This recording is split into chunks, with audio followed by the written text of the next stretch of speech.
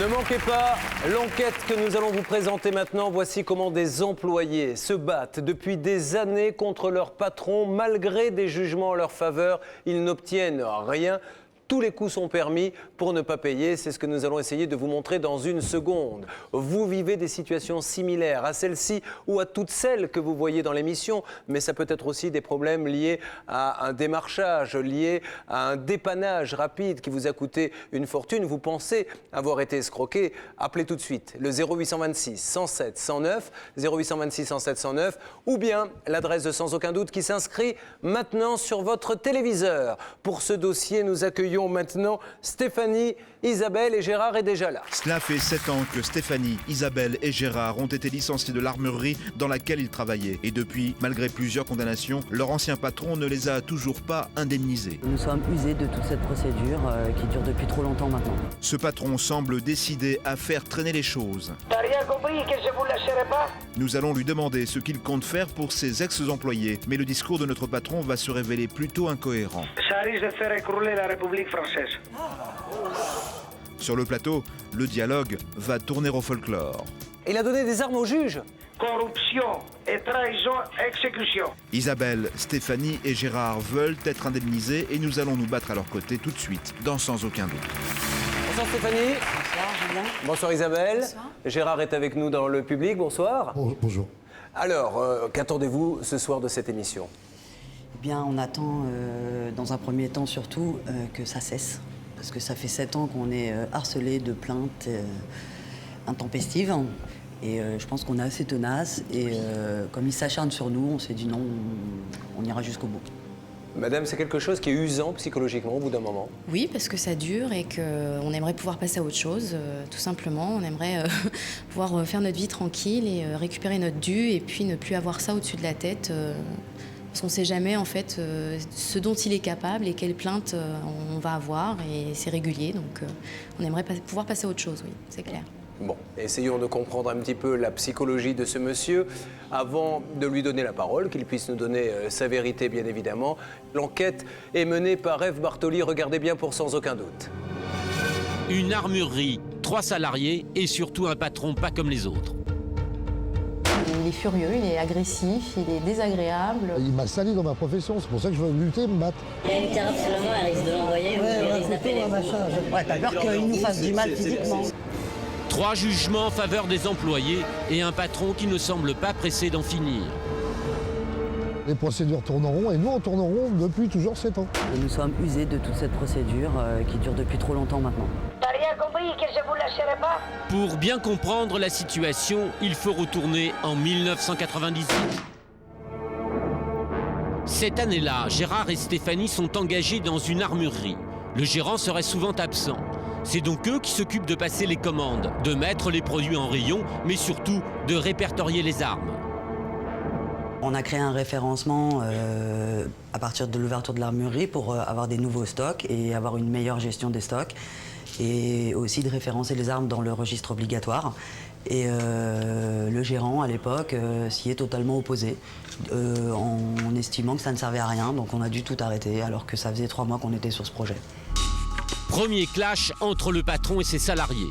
À partir de ce moment-là, selon Stéphanie, les relations se seraient envenimées.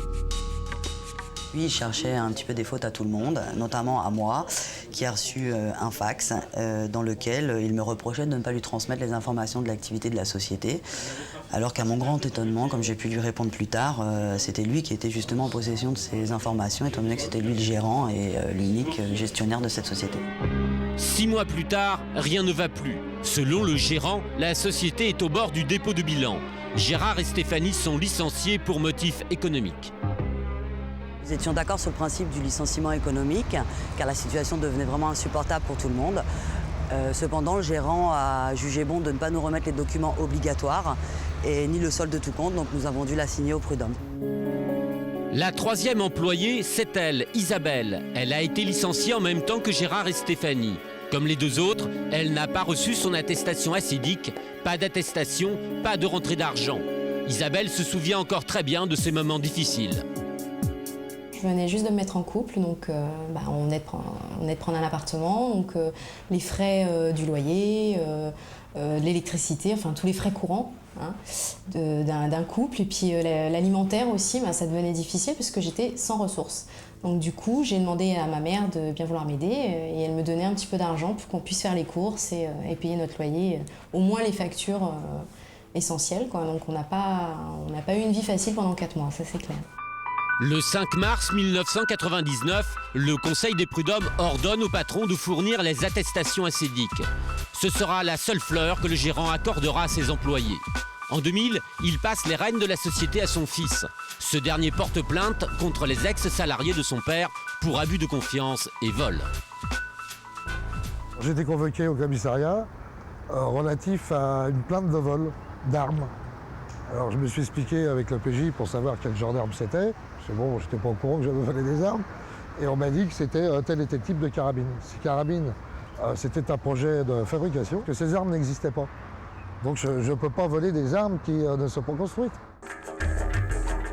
Une ordonnance de non-lieu est rendue le 21 août 2001. Gérard est innocenté, mais notre gérant fait quand même appel. En effet, il connaît très bien la loi.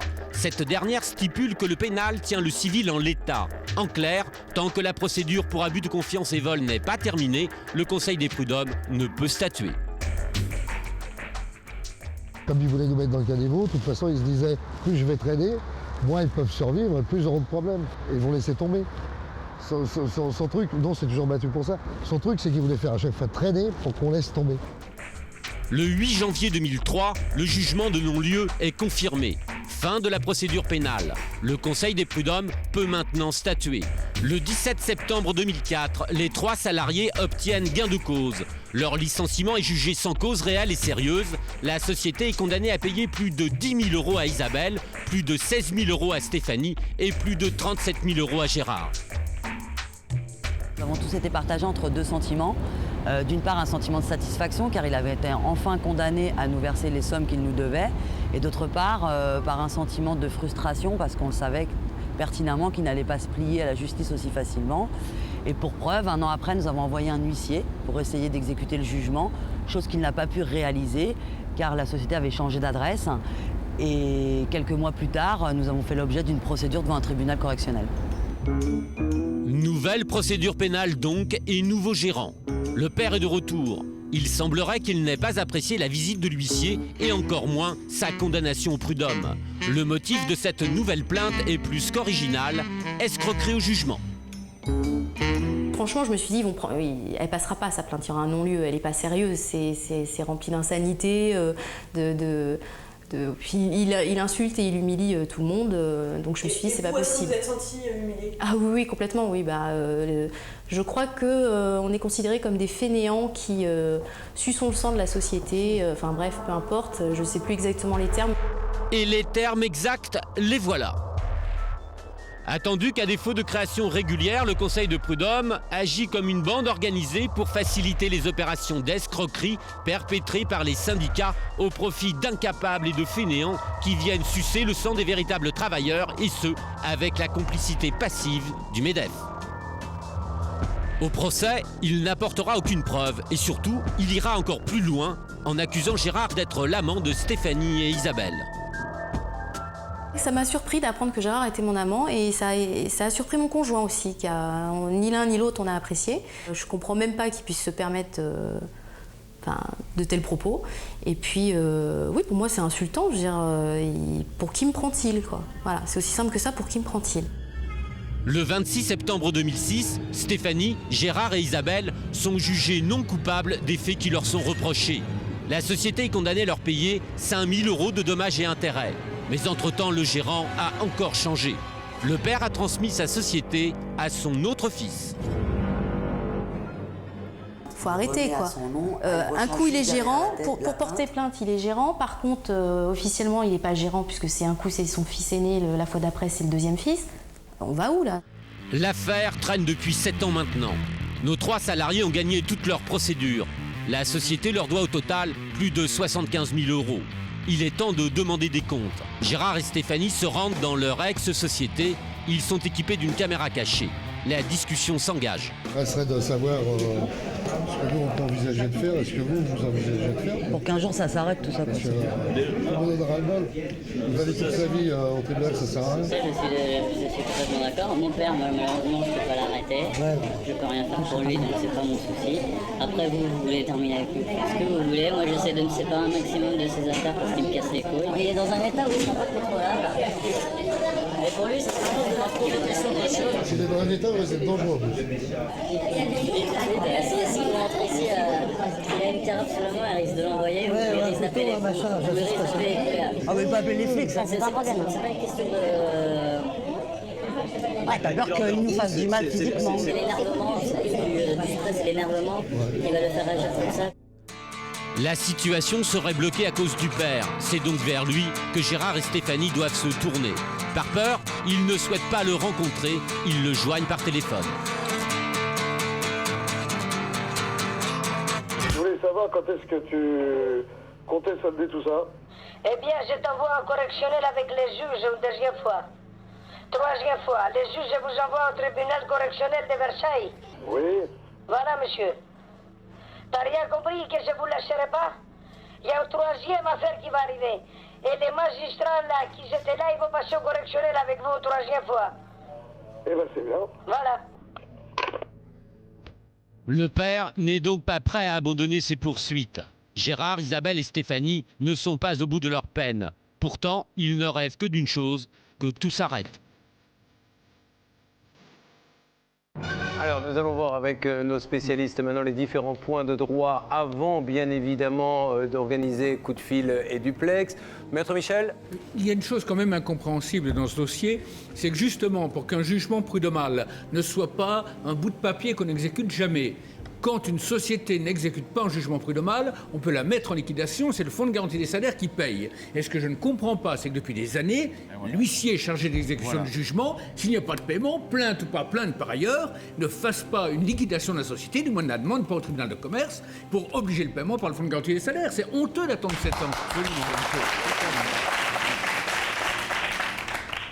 C'est au conditionnel, bien évidemment, ce que je vais dire maintenant, mais est-ce que l'on peut penser que l'huissier, ayant compris la psychologie du personnage, se dit également « je ne veux pas non plus risquer ». Je pense que l'huissier s'est déplacé, il l'a menacé. Et il a eu peur. Il a eu peur. Et il a dit, si vous me saisissez, je porte plainte. Et malheureusement, il a porté plainte quand même contre l'huissier. Et plainte qui n'a pas abouti, bien évidemment. Bien évidemment. Je porter plainte contre les huissiers maintenant, alors là vraiment. Mais la peur ne dit pas le danger. Problème, cette fameuse plainte au pénal justement qui est déposée contre les huissiers et magistrats, c'est toujours contrariant parce qu'ils se retrouvent, même un avocat était cité si vous voulez. Un avocat a dû s'expliquer devant un correctionnel. Bon, tout ça est fort désagréable et c'est vrai que nous pouvons éventuellement comprendre un huissier un peu frileux et c'est la raison pour laquelle il n'a pas bougé. Donc voilà, donc je crois que le mieux c'est de contacter cet huissier et lui demander de faire son travail. En tout cas, s'il y a bien une conclusion que l'on peut tirer de tout ça, c'est que visiblement nous allons nous retrouver nous-mêmes devant la justice d'ici peu de temps après la diffusion de cette émission, mais nous n'en serons pas à notre premier déplacement. C'est en toute logique que nous allons commencer par l'huissier de justice censé appliquer la décision qui défend nos témoins. C'est son assistante qui va nous répondre, car l'huissier est en rendez-vous à l'extérieur. En attendant, nous allons donc tenter de joindre l'ancien patron de nos 3 témoins, mais c'est l'un de ses fils qui répond à sa place. Qui le demande? Oh, c'est personnel, il sera là vers quelle heure? C'est personnel, oui, mais il faudra se présenter avant de réclamer quelqu'un quand même. Ah, si vous voulez, mais je m'appelle Monsieur Courbet. Courbet, c'est pour des annonces? Ah, pas du tout. C'est pourquoi? Je voudrais lui dire de vive voix quand je l'aurai. Je sais qui c'est, Julien Courbet. Voilà. Mais qu'est-ce que... ouais, tiens. Bah... Vous ne le trouverez jamais ici, de toute façon. Hein. Et il travaille plus ici. Hein. Ah, il travaille plus ici? Ah non.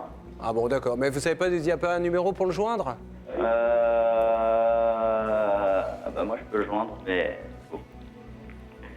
Voilà. Vous pouvez essayer de le joindre et je vous donne mon numéro? Si vous voulez, mais bon, ça ne changera rien. Hein. Ça ne changera rien, pourquoi? Parce qu'il... Il fait l'invisible, on va dire. Moi, je vous écoute quand même, on verra. Vous êtes son fils? Peut-être. Ah. Faites une recherche en paternité pour en être sûr.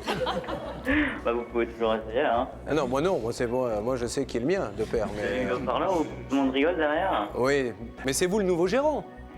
C'est vous le gérant? Ouais, je suis la gérant de la société. Ah bah alors, dans ces cas-là, c'est à vous, monsieur, que je dois parler, puisque c'est la société qui a été condamnée. Ouais.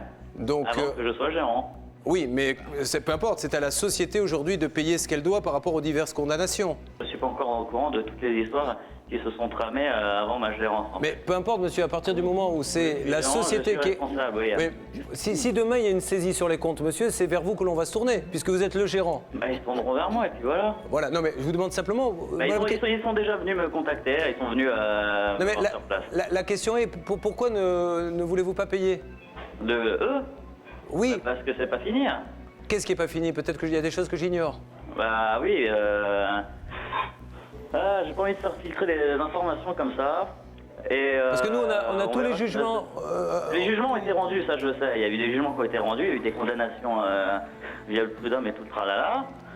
Mais après, pour plus de détails, vous contacterez... Non mais monsieur, je comprends qu'à la base, vous ne soyez pas le responsable. Mais le problème, c'est que vous êtes le gérant de la société. Oui, non mais ça, je le conçois bien, ne vous inquiétez pas. Hein. Mais le problème, c'est que pour l'instant, moi, là, j'ai rien à vous dire en soi. Non, mais nous, notre question... Je votre numéro et ce sera soit moi, soit l'avocat qui réglera l'histoire. Aucun problème. Si votre avocat veut nous parler, qu'il le fasse. Voilà. Simplement, moi, monsieur, dans le cadre de l'émission et de son enregistrement... Oui, vous avez besoin de savoir de chaque côté comment ça se passe. Oui, il n'y a pas que ça. Et c'était vous dire, voilà, comme elles vont lancer vraiment une démarche pour faire bloquer tous les comptes puisqu'elles ont des jugements, faut-il en arriver là où là, on va se retrouver tous, et vous-même, hein, dans une pagaille noire. C'est-à-dire les comptes bloqués, après, pour travailler, c'est une catastrophe. Est-ce qu'à un moment donné, il ne faut pas être un petit peu raisonnable et se dire, bon, voilà, Loïc Skornek. Oui, bonjour monsieur. Moi, je voudrais simplement poser une question. En tant que gérant de la société, êtes-vous prêt à entamer une discussion, peut-être à trouver une médiation, une négociation de façon... J'ai dit que je les appellerais. Non, mais attendez, monsieur, appelez, c'est bien. Vous avez dit... Monsieur, s'il vous plaît, vous avez 3 personnes à qui l'entreprise, la société, doit 3 montants différents. Êtes-vous prêt à entamer dès à présent une discussion pour prévoir peut-être un plan d'appurement ou savoir comment vous allez les régler? Il n'y a plus à dire je paye pas. Vous devez payer. Je vous rappelle dans la journée, est-ce que ça vous va? Bon. Alors, je vous passe quelqu'un qui va vous donner trois numéros pour être sûr de pouvoir nous joindre. Ok. A tout de suite, monsieur, ne raccrochez pas. Merci beaucoup, en tout cas, de nous avoir parlé dans le cadre de l'émission et j'attends votre appel. Pas de problème. Merci.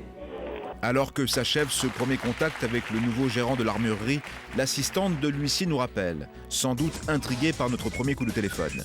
Nous basculons immédiatement la conversation sur notre plateau. Vous vouliez savoir quoi exactement? Alors, voilà, ces personnes donc doivent récupérer de l'argent du prud'homme et d'autres procédures, ont mandaté donc un huissier pour récupérer cet argent.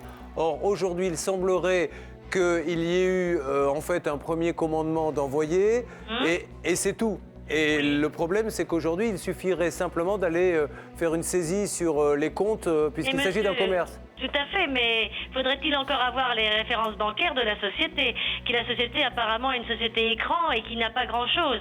Il y a une dualité au niveau des adresses déjà. Et la recherche, la demande aux services concernés pour avoir les références bancaires a été faite depuis longtemps. Mais vous savez tout comme moi que ce service écroule sous des milliers de demandes journalières et que malgré plusieurs rappels, je n'ai pas reçu encore la réponse. Maître Michel. Oui, non, mais il y a une dualité d'adresse qui fait qu'on ne peut pas exécuter. Donc, soit ils ont un compte bancaire, on exécute. Je ne l'ai pas le compte bancaire, j'ai bien compris.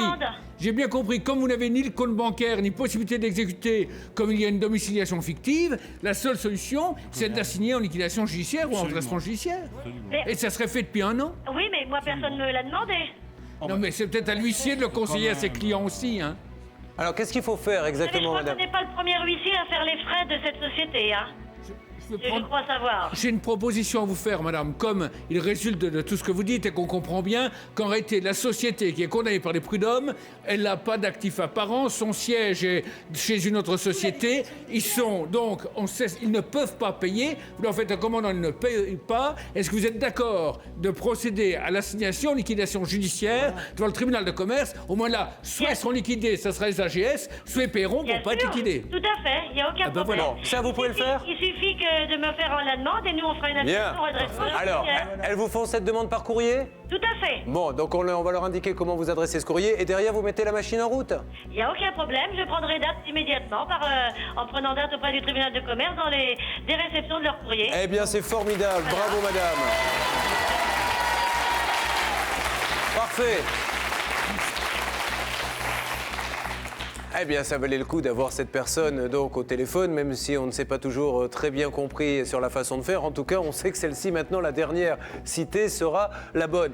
Alors, voulez-vous bien, s'il vous plaît, Maître Novakovic, expliquer clairement à nos téléspectateurs ce qui va se passer, parce qu'encore une fois, c'est un jargon dans la conversation qui peut nous échapper, moi le premier. C'est d'ailleurs ce que je déplore, parce que si vous voulez, ce n'est pas au client à expliquer à l'huissier ce qu'il a à faire. En fait, simplement, il va assigner la société en redressement ou liquidation judiciaire, c'est qu'en fait, il va constater la cessation des paiements de la société qui n'a pas pu régler la dette. En conséquence, il va attraire la société devant le tribunal de commerce et faire constater devant les juges que la société ne peut pas régler aucune dette, donc doit être mise en liquidation judiciaire ou en redressement. Le tribunal décide et à ce moment-là, ils seront entièrement pris en charge par l'assurance effectivement des salaires, donc ils seront payés de l'intégralité quasiment de leur salaire. Ça, c'est pour les prud'hommes. Après, pour l'autre partie, là, non, là, la société, c'est à titre personnel que l'on doit payer. Non, c'est la société qui est condamnée également, mais c'est pas couvert par le Fonds de garantie des salaires. D'accord. Alors, il y a un autre volet également, parce qu'il y a de ce côté-là, garantie des salaires, etc. Très bien, ils seront réglés les salaires,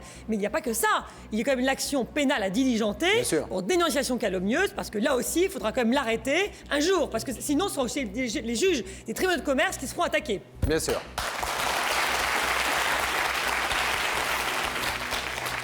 Nous allons essayer de rappeler, si vous le voulez bien quand même, ce monsieur Bernard qui vous avait dit « laissez-moi quelques heures ». Oui, tout à fait. Il devait terminer son service parce qu'il était donc dans la restauration pour la deuxième activité. Donc peut-être le plus simple, c'est de l'appeler pour voir s'il veut nous parler ou s'il a une solution à nous proposer. C'est parti, la régie tente de rappeler ce monsieur pour voir s'il a du nouveau pour nous et pour lui dire que maintenant les choses ont évolué. Donc il serait peut-être bien qu'on arrive à trouver un terrain d'entente. On y va. Alors que nous pensions tomber sur son fils, c'est l'ancien patron d'Isabelle, Stéphanie et Gérard qui nous répond. Nous avons plusieurs choses à lui demander. Et tout d'abord, pourquoi il refuse d'indemniser nos témoins alors qu'une décision de justice l'y oblige. Mais très vite, notre conversation va prendre un tour insolite, presque incohérent. Bonjour monsieur, mais vous êtes le papa? Oui. Excusez-moi de vous déranger. Julien Courbet de l'émission de télé Sans aucun doute. Écoutez, comment vous me connaissez? Je vous connais parce qu'on est en train de faire une émission de télévision qui va passer sur TF1, qui s'appelle Sans aucun doute, qui passe le vendredi soir, où on essaie de comprendre le problème de vos 3 employés à qui vous devez des sous suite au prud'homme. Alors il y a eu plusieurs condamnations, vous avez, je crois, perdu, et vous ne les payez pas. Non, monsieur. Le problème, vous savez où il est? Non. Dites-moi. Premièrement, les prud'hommes n'ont pas base légale et légitime. Ils n'ont jamais été constitués légalement. Mais ça, vous avez... Numéro 2. Oui. Numéro 2. Il a beaucoup d'appui dans la police, gendarmerie et justice. Il a corrompu en donnant des armes gratuitement. Ah, le monsieur? Il a donné des armes à la police? À la police, à la gendarmerie et aux juges. Et ça, vous avez des preuves? J'ai passé pour un patron. Il a donné des armes aux juges? Oui, corruption. D'accord. Et il les tient par les couilles. Vous savez, c'est un gitan, fils d'un policier des renseignements généraux. D'accord. Et vous savez comment on les tient? Si vous faites affaire avec un gitan, ils ont un livre de police. Et ils vous tiennent pour des siècles sous la menace. Et maintenant, moi, j'envoie les juges de la 13e chambre au tribunal correctionnel. Ah, vous envoyez le juge se faire juger? Oui, pour se faire juger. J'ai déjà envoyé une trentaine et 9 procureurs. Et toutes mes affaires, ils montent après à la Cour européenne. J'en ai 14 affaires. 30 juges, vous... française. Alors, attendez, combien de fois les juges ont été condamnés? Comment? Combien de juges ont été condamnés? C'est la Cour européenne qui va les massacrer. Ah, il n'y a pas eu de résultat encore? Non, ça prend de 2 à 4 ans. Le problème, c'est qu'aujourd'hui, ils ont lancé une démarche. Mais ils n'ont qu'à la faire. Non, mais c'est pas ça. C'est que par rapport... Ça n'a rien à voir avec la Cour européenne. C'est que là, ils vont faire saisir les comptes de l'entreprise. Mais ils n'ont qu'à le faire, ça ne me gêne pas. Bon, voilà. Et d'abord, c'est le boulot de huissier. Mais de toute façon, vous n'avez rien à voir avec le restaurant. Non, ne vous en faites pas pour moi, c'est pas votre problème. Et je peux vous dire autre chose. Il y a quelqu'un, il va appeler la presse. Oui. Et on va être 3. D'accord. Et ça risque de faire écrouler la République française. Vous savez pourquoi? Cette histoire-là? Il y a un rapport. Vous savez pourquoi? Non. Le décret du 18 avril 1939 n'a pas été ratifié au Parlement par la loi d'habilitation du 19 mars 1939. Et j'ai relevé les chapeaux de chaque décrets et lois. Alors, les permis conduire à point, l'alcoolémie, les contraventions au stationnement, les radars, ils n'ont pas base légale et légitime. Et vous prendrez aussi les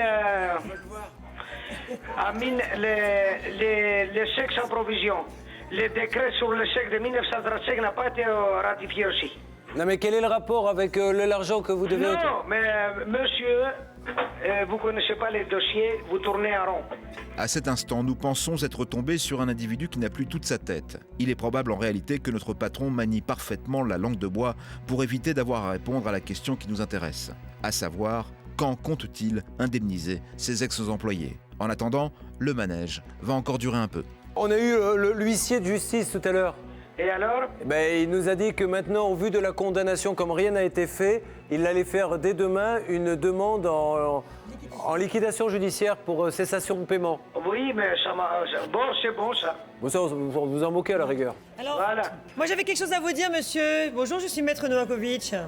Il y a un truc que je peux vous dire, c'est que ces dames, elles ont effectivement la possibilité de déposer une plainte pour dénonciation calomnieuse. Là, tu parles pour... Simplement, bon, faut savoir que cette plainte est possible, vous le savez. Oui. Bon, d'accord, vous avez ma citoyen correctionnelle parce que je vous le dis? Non. Mademoiselle... Moi, je suis mademoiselle, je suis madame. Madame. Maître. Alors simplement... je sais pas, moi, bientôt, j'ai créé un parti en Grèce. D'accord. Si vous voulez mon programme, je vous le communique. D'accord. Écoutez, je suis partante. Et je vais créer... Mais c'est quoi les grandes lignes de votre programme? La Bulgarie, la Roumanie, la Serbie et la Grèce capitale Constantinople. Ah! Mais quelles sont les grandes lignes de votre programme? Premièrement, la fonction publique et pas sous le régime du privé. Mais ça, c'est pour... Fonctionnaire, corruption et trahison, exécution. Ça, c'est pour la Grèce? Oui, monsieur. C'est de la corruption et exécution? Corruption et trahison, c'est la fusillade. D'accord. Qu'est-ce que vous voulez d'autre? Mais le deuxième point de... Rupture des relations diplomatiques immédiates.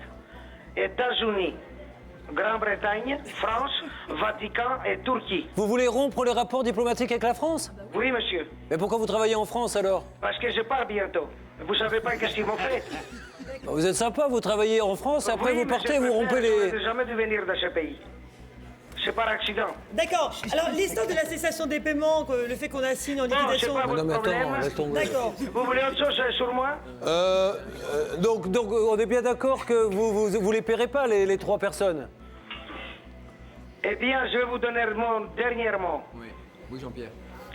Vous êtes d'accord? Oui, allez-y. Je vous écoute. Vous perdez votre temps et votre énergie. Ah! Alors, je donne la parole au monsieur qui vous devait des sous, qui a soi-disant donné des armes. Je n'ai rien à lui dire, Non, mais... le voleur, il crie plus fort que la victime. Moi, je voudrais savoir s'il a donné des armes à un Il a coulé juge. 6 armureries. Vous savez comment il faisait chez moi? Non. Il faisait la caisse enregistrage tous les matins avec un passif de 603 000 euros. Il a coulé 5 armureries. Il a coulé 5 armureries. Il a coulé. Il a fait déposer le bilan. Ça a été jugé. La première affaire qui se fait prendre avec les bandes dans la rue. Oui, c'est Stéphanie. Oui, qu'est-ce qu'il y a? Bonsoir. Ça va la gitane? Moi, je suis gitane. Bah, c'est allez, nouveau. bonsoir. Ils vont être contents, mes parents. Ah, vous...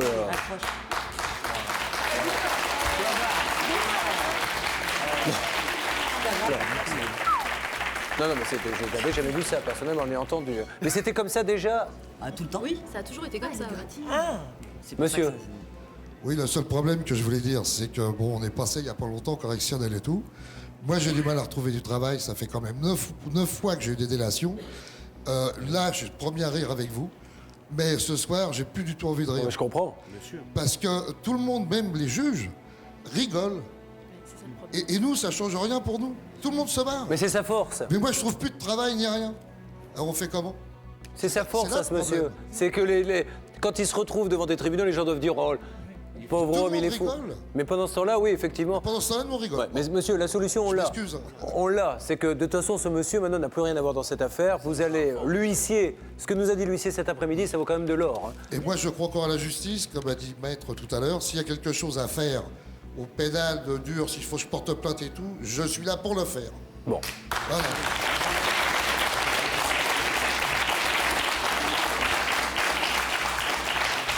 Vous voyez dans quelle situation on peut se retrouver lorsqu'on est employé de gens pour le moins un peu farfelus.